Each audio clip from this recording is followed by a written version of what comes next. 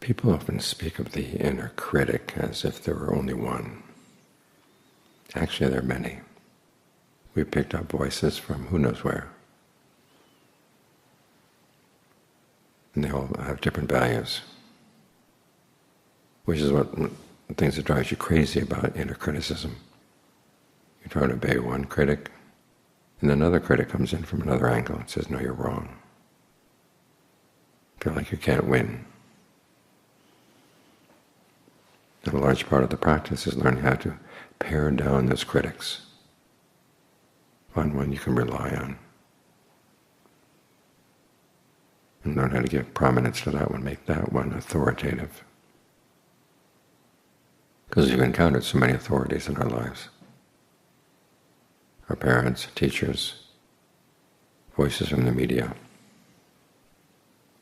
We gather them up, and they rattle around in our heads. And we learn to think of them as being part of us, that we believe these things. I know in my own case, when I was over in Thailand, my first year I spent a lot of time alone on a mountain. And John Fuang was at the foot of the mountain. It was good to have somebody who I could learn to trust, to help sort out all the different voices in my head. And I found one of the best approaches was to try to identify, where did that idea come from? Where did this idea come from? Whose voice is this? Whose voice is that? You can ask two questions. One is, when you can identify a voice, the question is, did that person have your best interest in mind? And especially with the media, you never really know. Why do they want you to believe this? Why do they want you to believe that? That's a good question to ask every time you read the media or listen to the media. Who wants you to believe that? Why? Learn to question the authority. The next question is, what do these people know? Even people who mean you well may be pretty ignorant. How many voices in your mind take into consideration the fact that maybe the big event in the human race, in human history, is the Buddha's awakening? This is one of the reasons why conviction in that awakening is such an important part of the practice. I was having a conversation one time with someone whose background was in Christianity and Zen. He said, what are you Theravadins? What do you have faith in? He said, it has to be something specific, not something general like the Dhamma. I said, oh, I have faith in the Buddha's awakening. He really was awakened through his own efforts.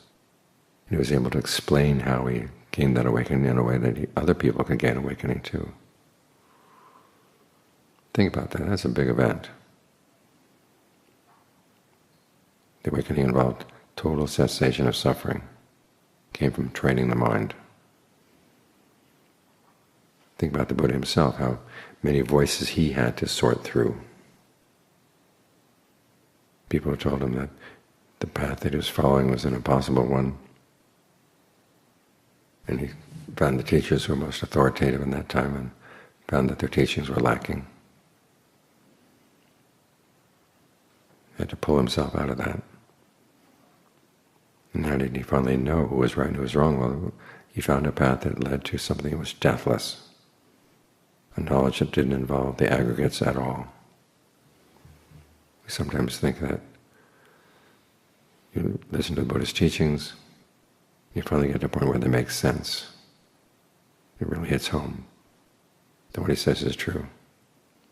That somehow is awakening. That's not awakening, that's just conviction.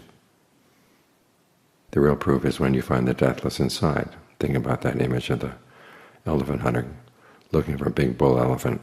He goes into the forest and he sees some big tracks. And because he's an experienced elephant hunter, he doesn't immediately jump to the conclusion that this is the big elephant he wants. After all, there are dwarf females with big feet. Could be theirs. But they look likely. So he follows them along. He sees scratch marks up in the trees. And again, he doesn't come to the conclusion that this must be a big bull elephant because there are tall females with tusks. The scratch marks might be theirs. finally he comes to the big bull elephant itself. He sees him directly, either in a clearing or under a tree. That's when he knows, okay, this is the big bull elephant I want. In the same way, you follow the path, get the mind into good concentration. Those are footprints. You gain psychic powers. Those are scratch marks. And the word, so that particular sutta is when you arrive at completion. In other words, you've seen the deathless. It's a knowledge that has nothing to do with form, feelings, perceptions, thought constructs, or sensory consciousness. That's when you know you found something really genuine. Up until that point, you're going on conviction. But think about it. Isn't that a good measuring stick for how to sort through the voices in your mind? Which ones know about the possibility of the deathless? Which ones know about how you can train yourself to do all the things that are required by the path? The voices that are aware of that, take that into consideration. Those are the ones you want to have take authority in your mind. As for the other ones, you can question them from their perspective. What happiness do they propose? What duties do they propose? The media like to tell us that we have to be responsible citizens and pay attention to what the media have to say. Basically telling us that we have to be indoctrinated, and it's our duty to be indoctrinated. Why do we let them have sway over our minds? Because what they're telling us is the important things in the world are things that other people are doing someplace else. Whereas the Buddha's message is the important things in the world are what you're doing right now. That's the message that gives you power. The message of the media makes you powerless, makes you feel inadequate. And why are you duty bound to have that indoctrination? You're going to adopt views that you're going to take as working hypotheses. Try the Four Noble Truths and the duties they give you. Instead of being duty-bound to keep in touch with the news, you're duty-bound to comprehend your suffering, to see that suffering is in the clinging, to abandon the cause, to realize cessation, over which to develop dispassion for the causes of suffering. And then you do that by developing the path. Those are duties with your best interest in mind. They're duties that tell you that you have the power in your hands to make a difference in your life, a really big difference. Those are the voices you want to listen to. Those are the ones who should have authority inside. So sort through your voices. When an idea comes in your mind, where did it come from? The Buddha calls this guarding the truth. Just where did you get the idea, and why would you still believe it? The basis of reason, the basis of obligation. The mind has so many ways of making itself obligated to do unskillful things. Learn how to see through those false obligations.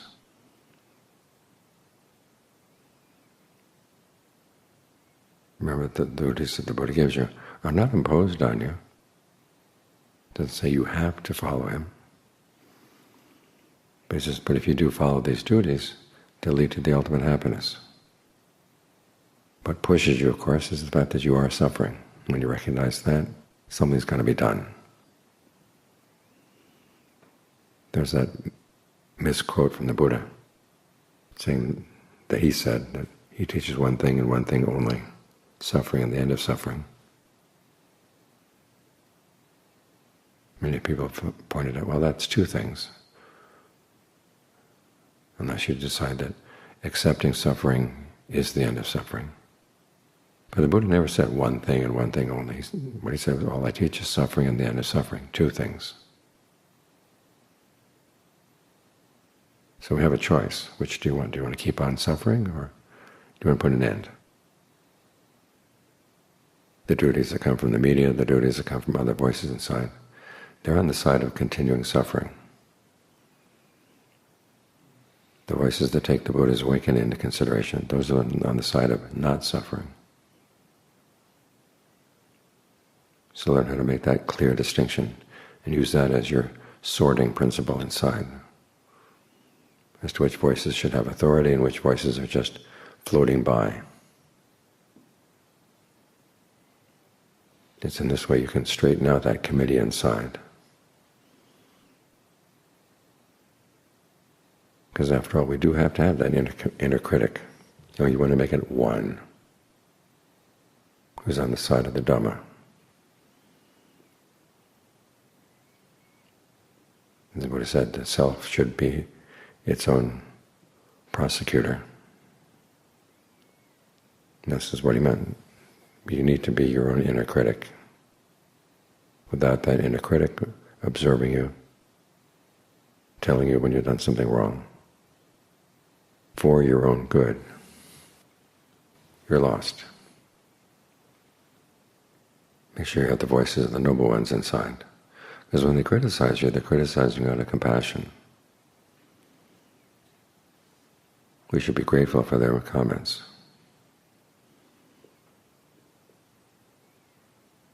Those are the people who should have authority inside. You have to learn how to trust them.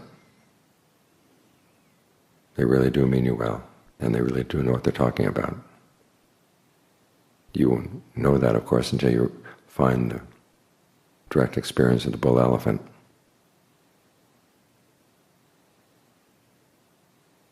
But this is a good working hypothesis to follow. Because where do other hypotheses take you? Do they know where they're taking you? As Buddha said, there are many different paths in life. And a lot of people don't know what path they're on.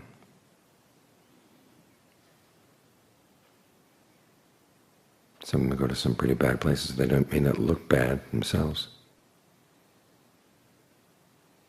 but they take you down. Other paths take you up. And the path that the Buddha lays out has had a lot of people to certify that, yes, it's true. So take them as your authorities. Always be glad you did.